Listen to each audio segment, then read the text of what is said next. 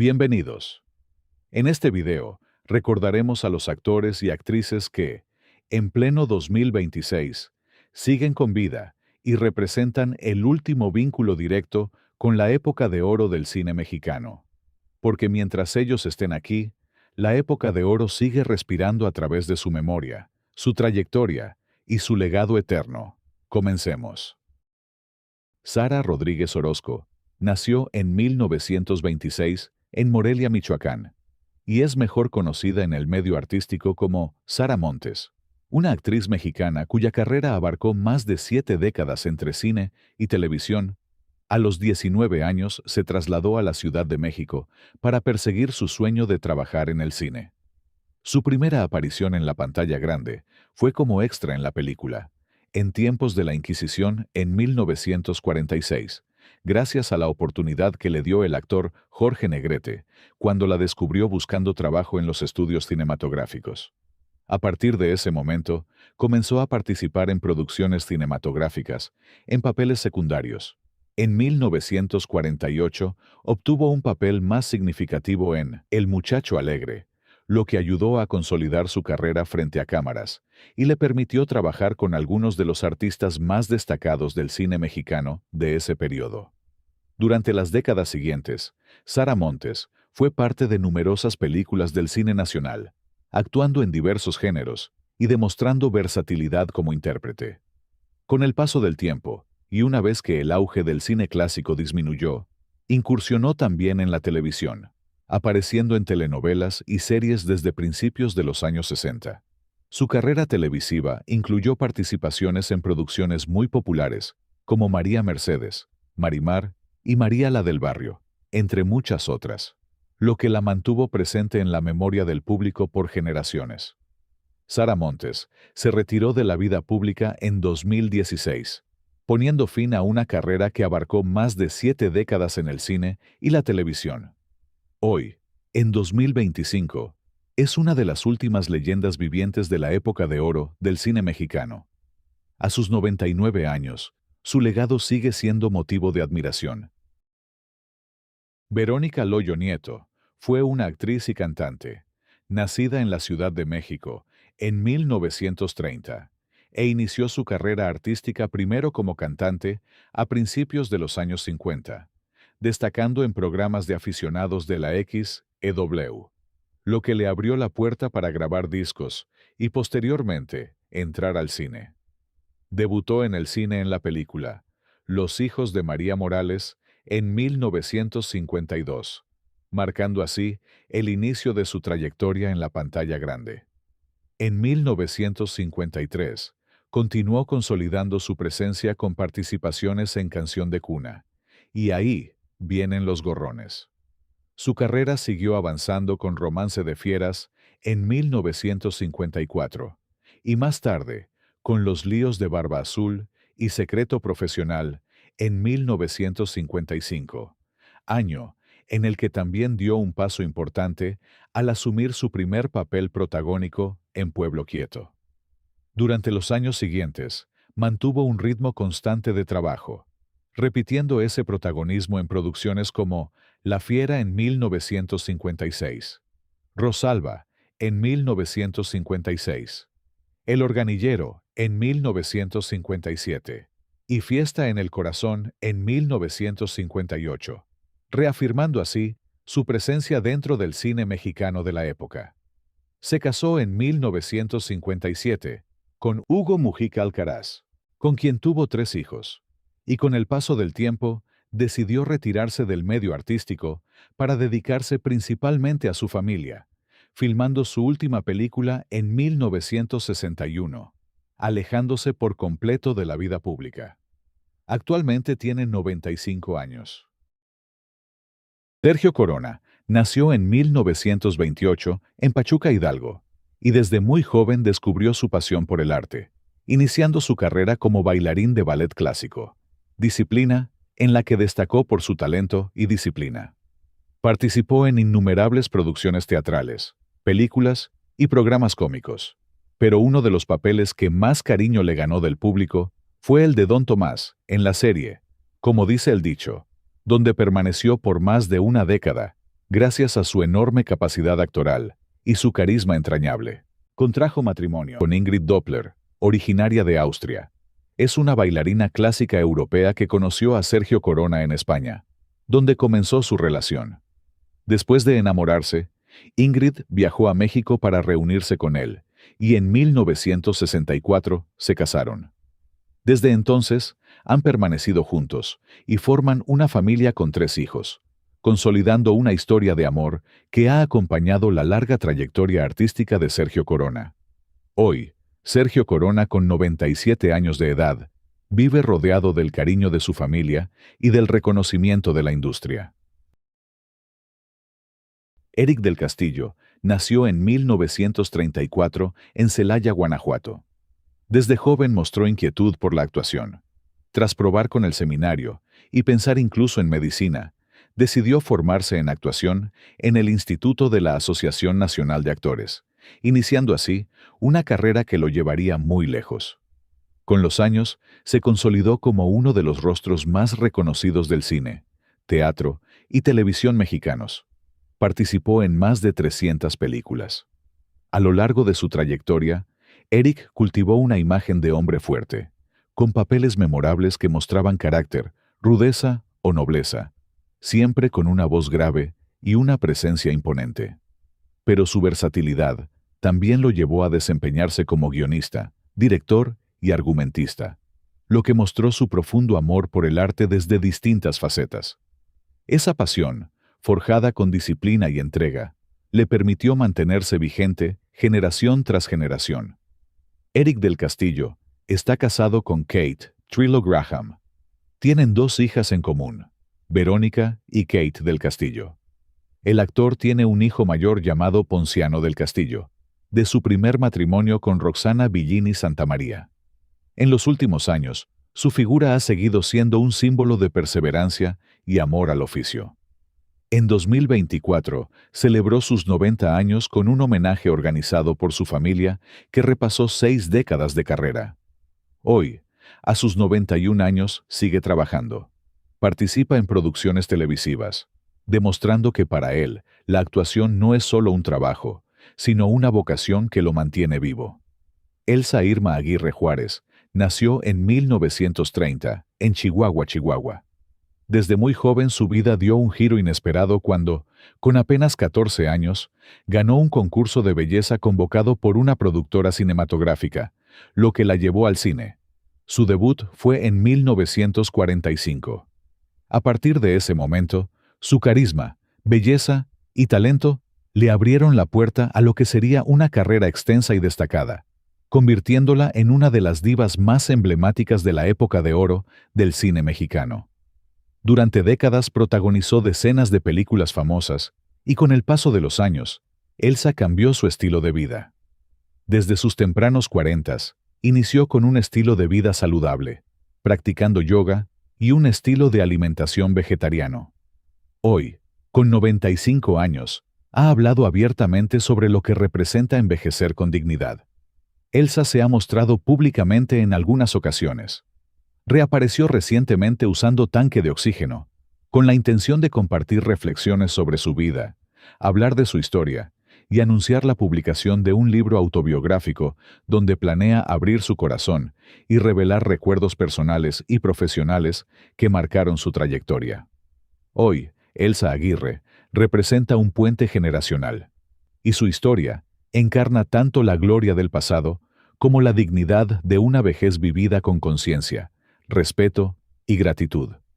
Su legado sigue vivos, no solo en la pantalla, sino en la memoria colectiva de quienes amamos el cine mexicano. María Victoria nació un 26 de febrero de 1923 en Guadalajara, Jalisco. Desde muy joven quería ser costurera, pero al ver a sus hermanas dedicadas al canto y al baile, decidió iniciar una carrera artística, primero en las carpas y después en el teatro. Con los años, su nombre se volvió sinónimo de versatilidad. Además del canto, mostró su talento para la comedia, destacando por su voz, su gracia natural y su autenticidad sobre el escenario. Quizás su papel más famoso, y el que la hizo entrar al imaginario colectivo, fue su interpretación de Inocencia de la Concepción de Lourdes Escarabarzaleta en la película La criada bien criada, un papel que hoy sigue recordándose con cariño. Con el paso del tiempo, María Victoria supo adaptarse a los cambios del medio. Además del cine y el teatro, incursionó en televisión, participando en telenovelas y programas donde su presencia seguía evocando nostalgia, experiencia y talento consolidado. Hoy, con 102 años de edad, la cual su familia ha declarado que tiene esa edad, la actriz goza de buena salud y se ha convertido en una de las figuras más longevas y vivas del cine clásico mexicano. En fechas recientes, reapareció públicamente para agradecer los homenajes que le dedican, especialmente tras exhibiciones memorándum en museos dedicados a su trayectoria, donde sus admiradores pudieron revivir su legado a través de fotografías, vestuarios y recuerdos de sus películas y canciones más emblemáticas. Irma Dorantes nació en 1934 en Mérida, Yucatán, aunque creció en la Ciudad de México, donde su madre la impulsó desde niña al mundo del espectáculo. Su debut en el cine fue a los 13 años con la película Los Tres Huastecos en 1948, y poco después comenzó una carrera que la convirtió en una cara reconocible de la época de oro del cine mexicano. Durante los años 50 y 60, Irma brilló tanto en cine como en música. Se casó en 1953 con Pedro Infante y tuvieron una hija, Irma Infante. Tras la muerte de Pedro, Irma retomó su carrera para salir adelante, enfrentando dificultades personales, pero mostrando siempre fortaleza. Con el paso de las décadas, su popularidad se atenuó, pero su legado permaneció. Participó en cine, teatro y en varias telenovelas y producciones televisivas. Su actividad artística se extendió de 1948 hasta 2014. En 2024, reapareció públicamente para enviar un mensaje a la comunidad actoral con plena lucidez, recordando sus años de trayectoria y agradeciendo la historia que compartió con colegas y público. Hoy, con 90 años de edad, Irma Dorantes representa no solo una época, sino la memoria viva de muchas historias. Durante la época de esplendor del cine mexicano, pocas figuras infantiles iluminaron la pantalla como lo hizo Ismael Pérez Arce, mejor conocido como Oncianito. Su rostro entristecido, sus enormes ojos y su gesto tierno lo transformaron en la imagen ideal del niño humilde. Ya fuera de vecindad o del campo, ese pequeño era capaz de tocar el corazón del público. Ismael nació el 9 de junio de 1941 en la Colonia Guerrero, uno de los barrios más tradicionales de la Ciudad de México, muy cerca de zonas populares como Tepito y Peralvillo. En esa comunidad, fue en una de las muchas vecindades donde vivía con su madre, su padre adoptivo y 8 hermanos. Uno de sus vecinos trabajaba reclutando extras para películas.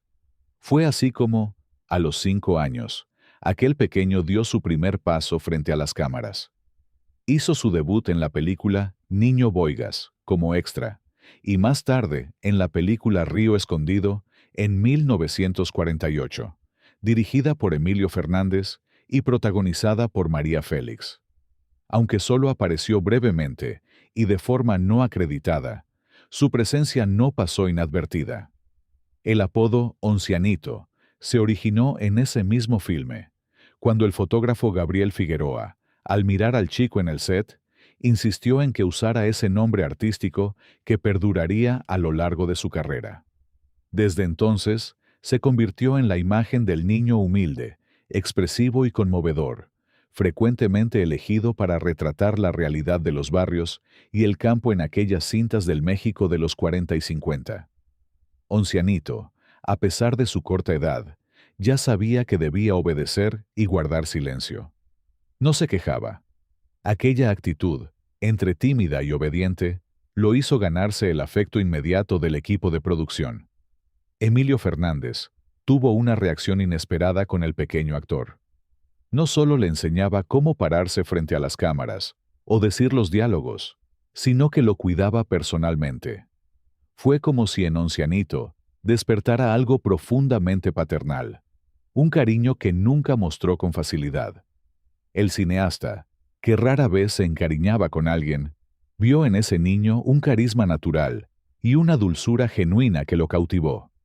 En alguna entrevista, Ismael contaba que tuvo que repetir escenas hasta 30 veces con Emilio, lo que lo hacía llorar, y terminaba recibiendo un abrazo del director para reconfortarlo. Durante la adolescencia, la vida de Ismael Pérez, onceanito, dio un giro inesperado y doloroso. Aquel niño prodigio, que había conquistado al público con su ternura y talento en más de 30 películas, comenzó a enfrentar el ocaso prematuro de su carrera justo cuando dejaba atrás la infancia. Los productores lo rechazaron. Ya no querían a aquel muchachito moreno de barrio, sino a jóvenes delgados, de rostros más vendibles. A los 15 años, tras su participación en El Camino de la Vida, su carrera en el cine terminó. Pese a sus esfuerzos por adaptarse y encontrar nuevos papeles que correspondieran a su nueva etapa de vida, fue imposible revertir el rumbo.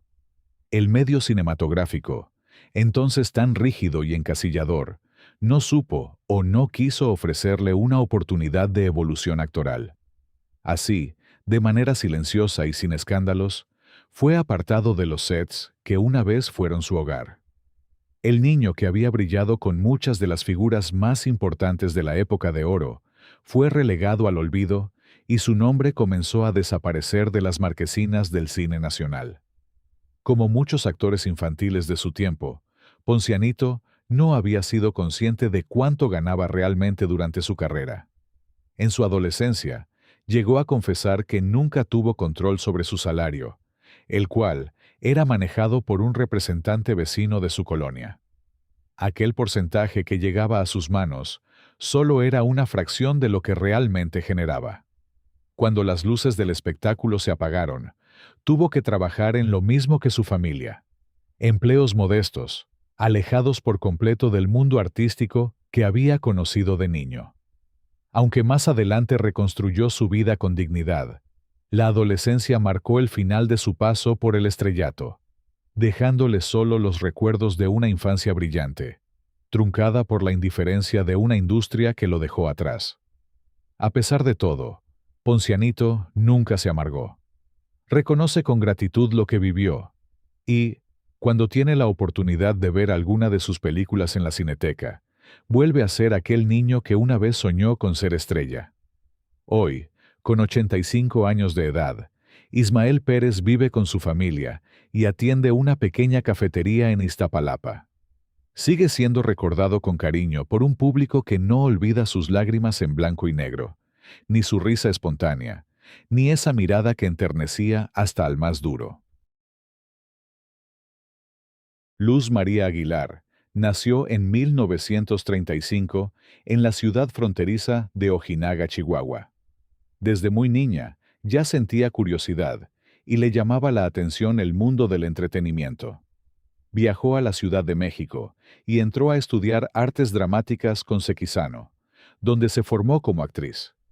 Como la mayoría de los artistas que van iniciando, le tocó trabajar en las radionovelas, al lado de grandes figuras, pero la pantalla grande ya la estaba esperando. A inicios de 1950, sus participaciones eran como extra, pero con el tiempo fue obteniendo papeles cada vez más importantes.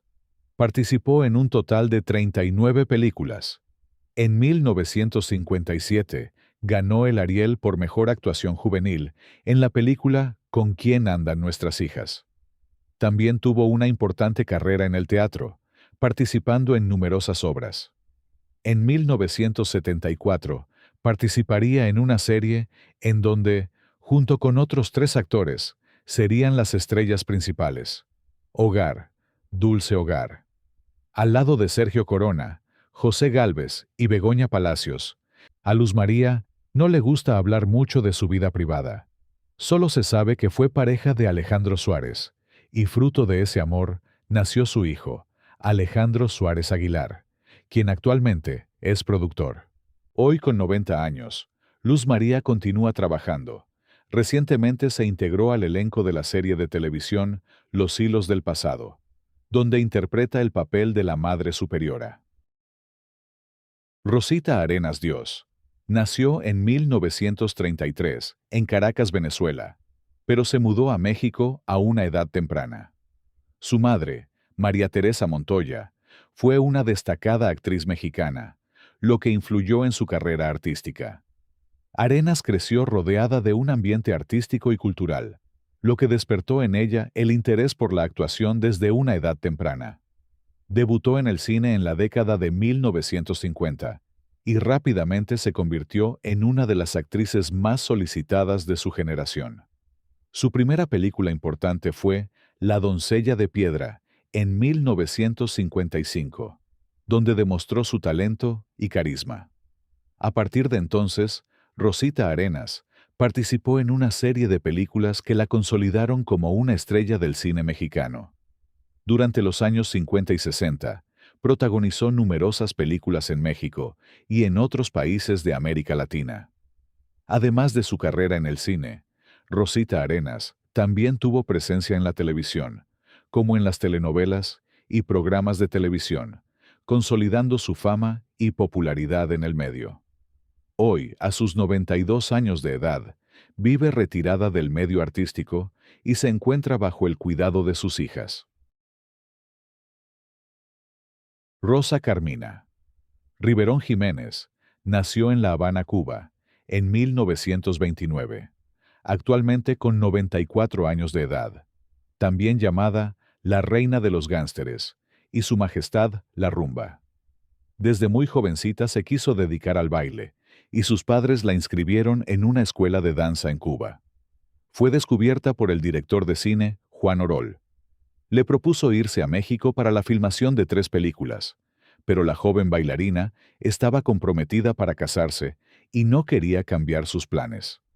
Sin embargo, Juan Orol tuvo a bien convencerla, así que viajó a México, junto con su familia, a probar fortuna en otro país.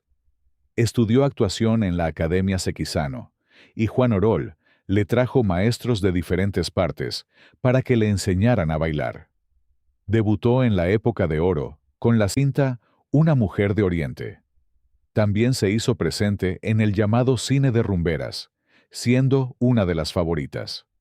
Además de trabajar en la pantalla grande, alcanzó un rotundo éxito bailando en teatros y espectáculos masivos.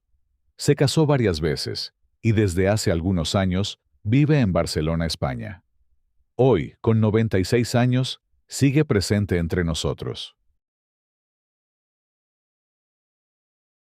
Angélica María Hartman Ortiz, de 81 años de edad, nació en 1944 en Nueva Orleans, Luisiana, en Estados Unidos. Llamada también la novia de México. Inició su carrera artística como actriz infantil a los 5 años de edad, en la época de oro del cine mexicano. Angélica posee una gran trayectoria tanto en la pantalla, teatro, música y televisión. En 1975 se casó con el cantante venezolano Raúl Vale. Sin embargo, el matrimonio terminó en divorcio en 1986. Fruto de este matrimonio, nació Angélica Vale, quien es también una talentosa actriz y comediante. Angélica María continúa vigente, tanto en las redes sociales como en sus participaciones en teatro y programas de televisión, casi siempre acompañada por su hija y nietos. María Cristina Rodríguez Mas, conocida como Titina Romay, es una actriz, pintora y compositora mexicana. Nació en 1942 en la Ciudad de México. Es hija del cineasta Joselito Rodríguez. Debutó en la época de oro como actriz infantil. Una de sus actuaciones más sobresalientes fue en la película Los Angelitos Negros al lado de Pedro Infante. A pesar de formar parte de una de las familias más poderosas del cine, fue ese mismo peso lo que la llevó a no ser una niña feliz. Le prohibían jugar y comer como ella quería. Pero, a pesar de estos sinsabores, la actriz comenta que volvería a escoger la misma carrera si volviera a nacer, ya que el reconocimiento y satisfacción que da la actuación no se compara con nada. La actriz se retiró a los 28 años de edad. Hoy, con 83 años, la actriz se mantiene muy activa en el ámbito artístico y cultural. Ana Luisa Pelufo nació en la ciudad de Querétaro el 9 de octubre de 1931. Hija única de Luis Quintana, abogado y director de la Universidad de Puebla, Diana María Paz, descendiente de Carlos Paz Suárez, propietario de la Casa de los Azulejos, la cual vendió a los hermanos Sanborns. Pese a que, el entonces presidente, Emilio Portes Gil, intentó evitar la venta por ser patrimonio nacional. A la edad de 5 años, su familia se trasladó a la Ciudad de México, donde Ana Luisa fue inscrita en el Colegio Religioso Teresiano, mostrando desde entonces interés por el arte, participando en pequeñas obras teatrales, tanto en la escuela como en casa. A los 7 años, la tragedia tocó a su puerta con el fallecimiento de su padre, víctima de cáncer, lo que cambió su personalidad, volviéndola tímida y reservada, aunque mantuvo su dulzura y afición por coleccionar osos y venados de peluche. Amaba patinar y andar en bicicleta. Tras terminar la primaria, cursó estudios de comercio en el colegio Helena Early Hall, donde fue una estudiante destacada. En su temprana adolescencia, Ana Luisa tuvo su primer novio, Mauricio Urdaneta, un año mayor que ella. Luego de varios años de luto, su madre conoció al productor argentino Manuel Pelufo, quien financió la película venezolana, Alma Llanera. En esa etapa, Ana Luisa, sin tener aún claro su futuro, abandonó sus estudios de comercio para estudiar decoración de interiores. El Club Deportivo Chapultepec, uno de los lugares más exclusivos de la Ciudad de México, fue clave en su vida. Con la ayuda de su padrastro, consiguió ingresar al club, donde fue observada por Mario Tovar, entrenador del equipo de nado sincronizado, quien la invitó a formar parte del ballet acuático del club. Su dedicación al deporte la llevó a abandonar sus estudios de decoración. En 1945, la familia se trasladó a Venezuela, donde permanecieron 3 años, para luego mudarse a Canadá, Argentina, Uruguay, Chile y Brasil, regresando a México por cortos periodos. Durante esos años, Ana Luisa desarrolló su cultura y educación a través de la lectura, perfeccionó el inglés y estudió portugués, francés e italiano. De regreso a México, en 1948, retomó su actividad en el nado sincronizado. Participó como extra en la película Tarzán y las sirenas, filmada en Acapulco. El rodaje estuvo cerca de perder la vida en un remolino, pero fue rescatada por sus compañeras, una experiencia que marcó su vida. En 1949, la familia se mudó a Brasil, donde Ana Luisa fue nombrada reina de un equipo de balompié, cuyo director, Laviva Bach, quedó fascinado con su belleza. Tras 2 meses de noviazgo, se casaron, pero se divorciaron poco después debido a la imposibilidad de tener hijos. Durante su estancia en Brasil, con una buena parte de sus ahorros, mandó construir un altar a la Virgen de Guadalupe en la iglesia del santuario, una contribución que fue reconocida por el Papa Pío XII. Ana Luisa también descubrió su pasión por la pintura, estudiando en el Museo de Arte Moderno en Brasil. Más tarde, con Ramón Espino Barros en México. Sus trabajos fueron elogiados por expertos.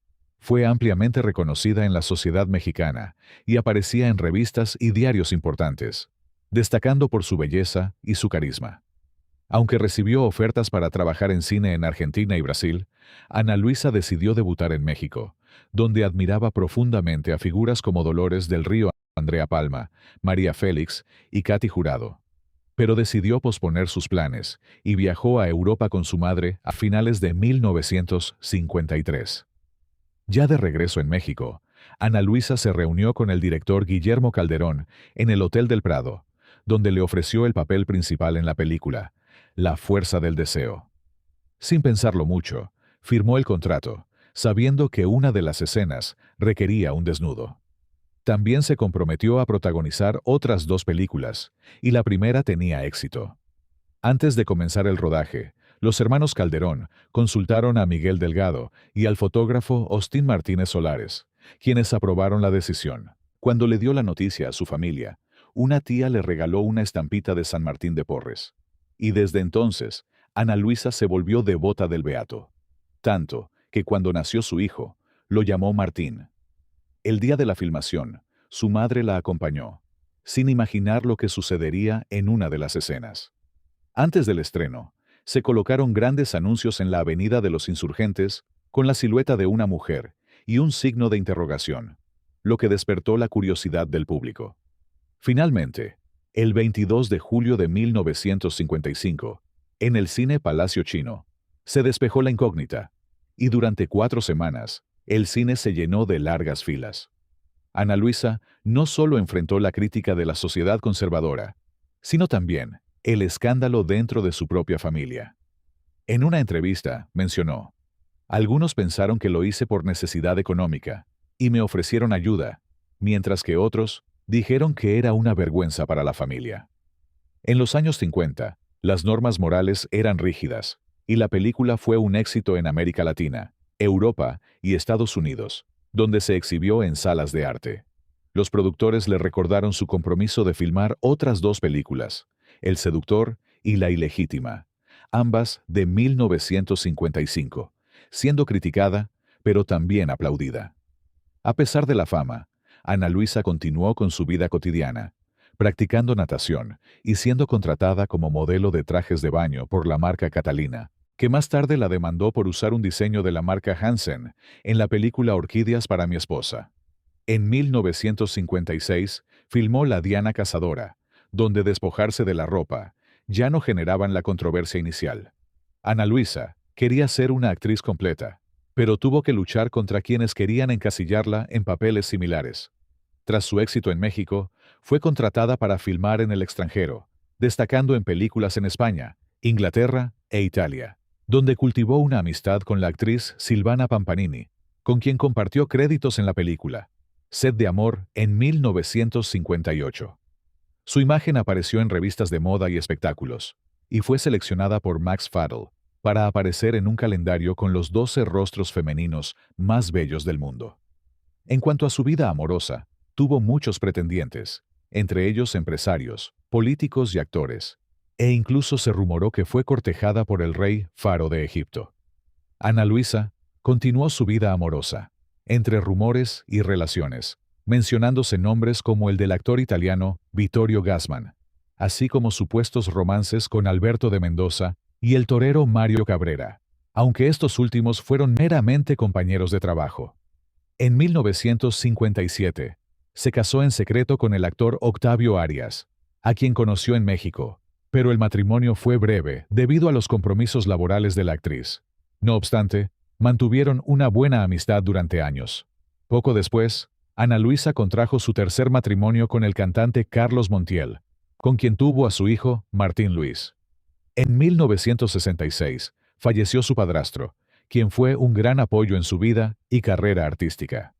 Su madre, afectada por la pérdida, se dedicó al cuidado de su única hija hasta que falleció a los 94 años de edad.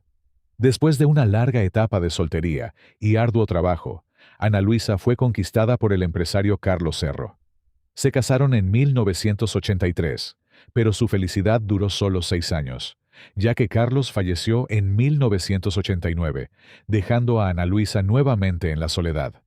Durante la época de oro del cine mexicano, muchos actores evitaban el teatro para no arriesgarse a fallar ante el público en vivo. Sin embargo, había quienes alternaban cine y teatro con éxito, como los hermanos Soler, Carmen Montejo y Ana Luisa Pelufo. En 1953, debutó profesionalmente en la obra Viaja el amor, una producción de $500,000 que también contó con Bob Rubenskis y José Alfredo Jiménez. Esta experiencia le proporcionó las bases para protagonizar en 1959 la obra La presidenta al lado de Ramón Gay. Aunque la crítica fue tibia, la obra fue un éxito en taquilla debido a la fama de Pelufo. A principios de la década de los 60, recibió una oferta de la XEW para participar en el programa de Agustín Lara, emitido tanto por radio como televisión. Al principio, dudó en firmar el contrato, ya que no se sentía segura como cantante, pero aceptó tras negociar un acuerdo favorable. Inicialmente, el contrato era por 1 mes, pero debido al éxito, se extendió por 2 años. La actriz era tan popular que debía salir por las puertas traseras para evitar al público. En el programa, Acompañaba a Agustín Lara en entrevistas y, ocasionalmente, cantaba algunas de sus canciones más populares. La carrera de Ana Luisa Pelufo ascendía de manera incansable, llegando a filmar hasta 11 películas por año y trabajando en cabaret. En 1967 protagonizó La pequeña choza con Alfredo Méndez y Guillermo Murray. En 1970, Julio Alemán, Óscar Ortiz de Pinedo y Delia Magaña la invitaron a protagonizar La viuda alegre en el cabaret La Fuente. Su éxito en el escenario la consolidó como una diosa de los escenarios, actuando en los centros nocturnos más importantes de la Ciudad de México.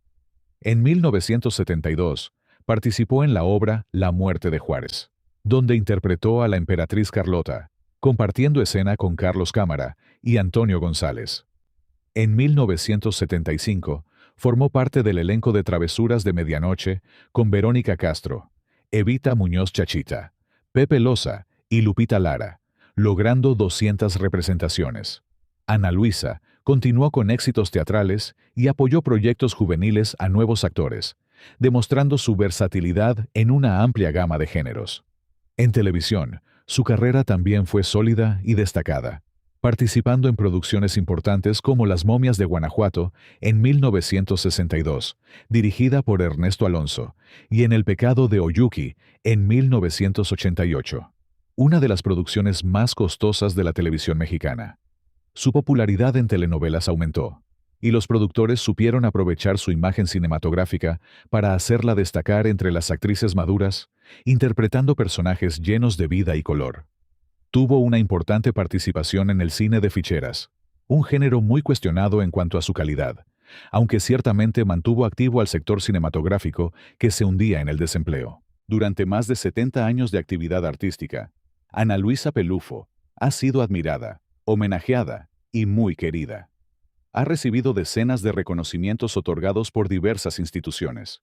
Figuras importantes le han dedicado canciones, como Ana Luisa del maestro Gil Mondragón y Señora Princesa del compositor argentino Roberto Lambertucci. Uno de los escándalos más sonados en la vida de la actriz ocurrió en 1965, cuando el periodista y exnovillero Rafael Romero Sánchez falleció en la casa de Ana Luisa durante una fiesta en la que había varios invitados. Inicialmente, la policía de Morelos sugirió que el periodista había tenido algún tipo de confrontación por los invitados, pero Jorge Luis Navarro, gerente del periódico donde trabajaba Rafael, afirmó que el periodista falleció por un accidente al caer en la alberca de la casa. Se corroboró que durante la reunión en el patio, Rafael se apartó del grupo y, al ser buscado más tarde, fue encontrado en el agua. Aunque se intentaron maniobras de reanimación, ya no hubo nada que hacer. El jefe de servicio secreto indicó que sus pulmones no contenían agua, pero sí presentaba lesiones. El padrastro de Ana Luisa declaró que se trató de un accidente. A pesar de todo, durante años, la actriz fue estigmatizada por ser la anfitriona de la reunión que terminó en tragedia. Por mucho tiempo, existió la creencia popular de que Ana Luisa fue la modelo de la escultura Diana Cazadora, que se encuentra en la Ciudad de México sobre una fuente en Paseo de la Reforma. Sin embargo, fue Elena Martínez Verduzco quien modeló para la obra del escultor Juan Fernando Olagibel y del arquitecto Vicente Mendiola. Elena, a los 16 años, trabajaba como secretaria de Efraín Buenrostro, director de Pemex, cuando Mendiola la invitó a modelar para la escultura en la década de los 40. Ana Luisa se retiró de la actuación en 2014. Hoy, con 96 años de edad, vive en su casa en Morelos, donde es cuidada por su hijo Martín. La actriz goza de buena salud, aunque con los achaques propios de la edad, pero sigue siendo independiente y lúcida. Cuitláhuac Rodríguez nació en 1961, hijo del reconocido director Ismael Rodríguez. Desde muy pequeño, Cuitláhuac creció entre cámaras, estudios y guiones, respirando el ambiente cinematográfico que su padre dominaba. Tuvo como padrino de bautizo a Mario Moreno Cantinflas, con quien tenía una relación cercana. Su debut en la pantalla grande ocurrió en 1971, con la película Faltas a la moral. Su interpretación fue tan convincente que ganó la Diosa de Plata como mejor actor infantil. Ese mismo año, participó en El Ogro, dirigida también por su padre, en la que fue uno de los 4 niños protagonistas. Poco después, actuó en Trampa a una niña, consolidándose como uno de los infantes más prometedores del cine nacional. Sin embargo, el verdadero salto a la fama llegó en 1972 con Mi niño Tizoc, una cinta que conmovió profundamente al público. Dirigida por su padre y protagonizada junto a Alberto Vázquez, Macaria y Columba Domínguez, la película contaba la historia de Tizoc, un niño indígena que vive con su padre Carmelo. La película se convirtió en un clásico que suele transmitirse durante la Navidad, y el papel consolidó a Cuitláhuac como uno de los niños más entrañables del cine mexicano. Durante su niñez, continuó participando en otras producciones, pero como sucedió con muchos actores infantiles de su generación, la fama de Cuitláhuac comenzó a desvanecerse al llegar la adolescencia. Los directores empezaron a buscar nuevos rostros, y el público ya no lo veía como al pequeño Tizoc, sino como un niño que quería competir en un medio más exigente, por lo que decidió hacer una pausa en su carrera. Que dijo, no, pues si ahí hay un mundo afuera que me espera. ¿Cómo? En las clases se impartían en alemán e inglés. Años después, intentó regresar al cine, pero los tiempos habían cambiado. Aunque trabajó en algunas producciones durante los 80 y 90, nunca recuperó el mismo nivel de popularidad que tuvo en su infancia. En 1998, rodó su última película, Tres hermanos, tres destinos, junto a Rogelio Guerra, Roberto Guzmán y Manuel Ojeda. Tras ese proyecto, Cuitláhuac se retiró definitivamente del medio artístico. Lejos de los reflectores, se dedicó a la producción musical y actividades empresariales. Aún así, mantiene viva la memoria de su paso por el cine, a través de una página de Facebook.